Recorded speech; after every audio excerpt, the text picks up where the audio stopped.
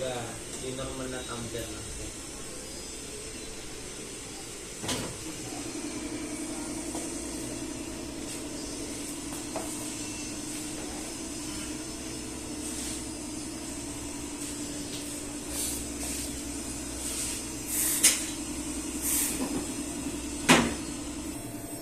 Kumbaga yung limitation ng kebab natin. So sabi niya, sa form, yung supported niya na slope ng ng taper na tumbler hanggang 7.5 degrees lang na angulo. So yung slope niya sir, yung pagka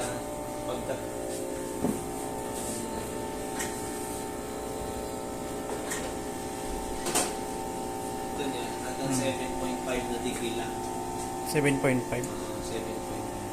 Ito, nung sinubukan natin to sir, kasi yung gagawin niyan, yung gagawin ni makina, itataas niya yun ng ganyan.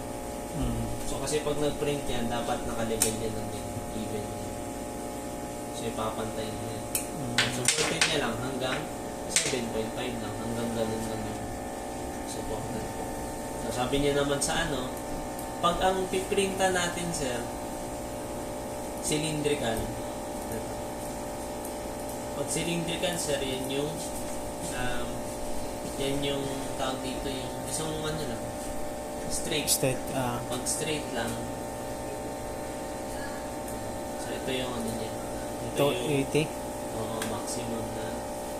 Ayan, yung height, length. length niya. Length lang. Kahit pala sa mga ganda yan, kahit ganda yan.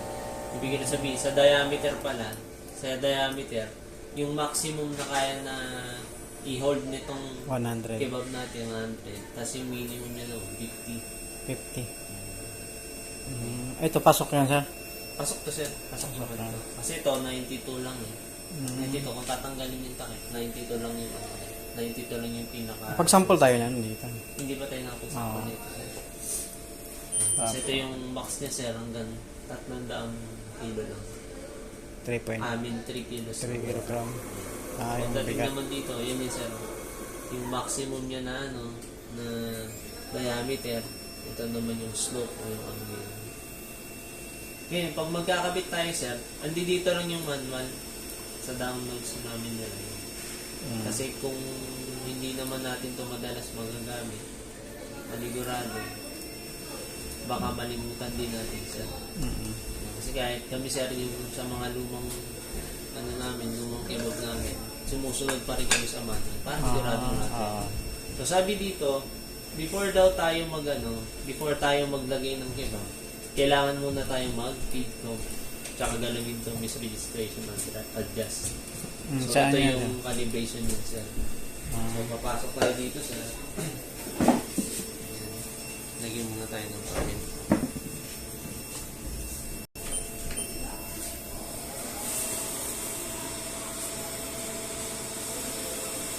Set up mo ng feed.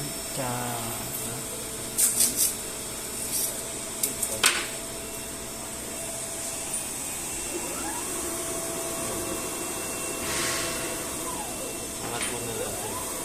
Taas mo natin yung table. Ito kami nung table height. Itong table height ko.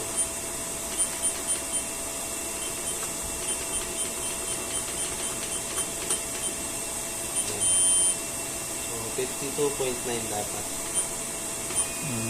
Para ma-reach niyo yung pinakamataas na. Pinakamataas? Yan na yung pinakamataas? 52.9. Pero, bali yun yung pinakasagad niya. So ngayon sir, gagawin natin, punta tayo ng menu. Tapos set up. Gawin natin ang feed ko. Feed ko. Tingnan natin yung sabi niya dito.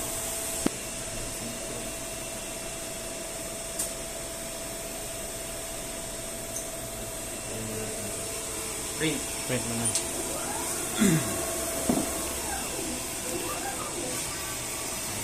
Pas dun yung mo, yung materialis mo, automatic babasahin yung laser. Ang nangyari kasi pag lumampas. ang nangyari, nung yung sa nakaset natin na height dito, yung mga sinasalang natin na materialis, mas maliliit pa. So hindi siya lumalampas dun sa laser. Paano kaya nabago yun? Hindi naman namin nagalaw yung Siguro sir, hindi kasi kahapon, hindi rin naman kami nagano sa Hindi na napansin. Sinalpak lang namin, pero hindi na kami nag-sample natin. Ayan, paano malalaman nating tama yung feed ko pag ganyan siya? So mapapansin mo sir, parang ganito sila, di ba? Magkapatong. Dapat yan, hindi magkaiwalay, hindi siya magkapatong. Dapat ganyan, lang, dikit sila. Parang ganyan lang. So, Ito yung tama. Walang gap. So yan, tama yan. Okay, ayan, nakasiro siya, di ba? Zero. Pero pag, pag meron yung patong, ang either ang galaw mo dyan, positive o negative. Pag gumagalaw tayo dyan, pakita ko na lang din sir.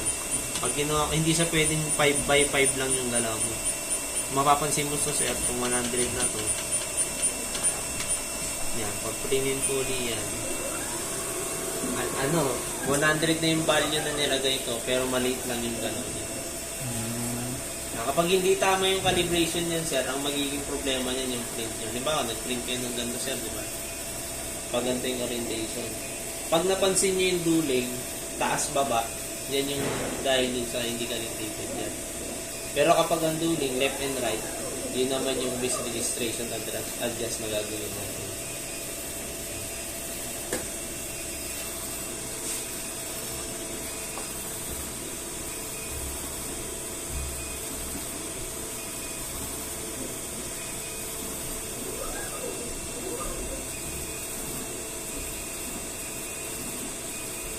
Taas na yan. Hanggang saan yung taas niya? 52 lang yan. Ayan.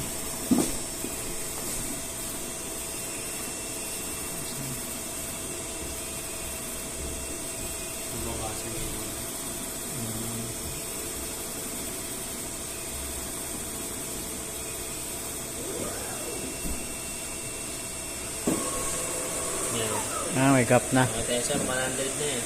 100 na yan, ganyan kaliit. Adjustment natin, naka 100 na siya. Pero, ang liit na lang gano'n. Kasi baka mamaya, nakita niyo siyang magkaiwalay siya. Tapos ang galaw niyo, by 1 lang, by 5 lang, hindi niyo talaga makikita yung galaw niyo. So, pag mag-adjust kayo, mas maganda, lakayan niyo muna para makita niyo kung saan yung galaw niyo. And since tama na to sir, isisiro niyo. Zero na ito.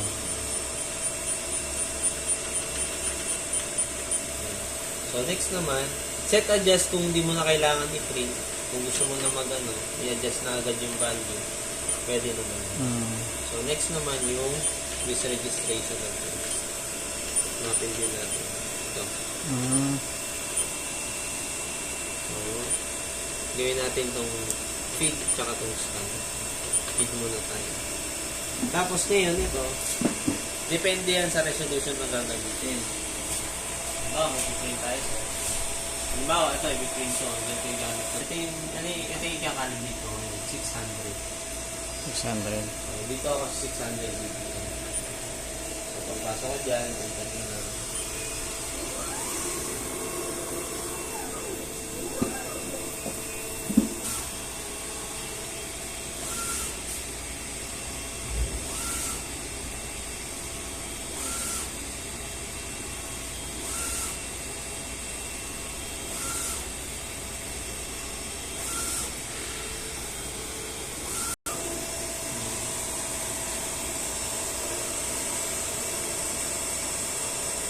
Maganda pa na sa clear.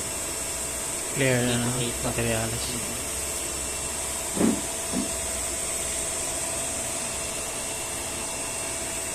Dito ko yung meron ito mas malaki na ito.